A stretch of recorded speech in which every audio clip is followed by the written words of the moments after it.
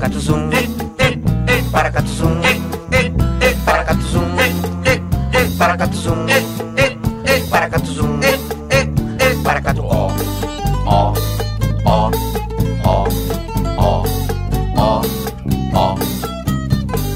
ó, ó, ó, ó, ó, ó, paracatuzum, paracatuzum, paracatuzum, paracatuzum, paracatuzum, ó, ó, ó, ó, ó, ó, ó, ó, ó,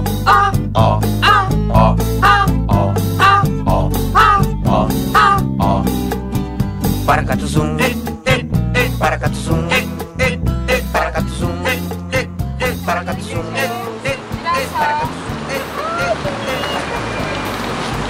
Me dá uma fotinha aqui de uma minutinha.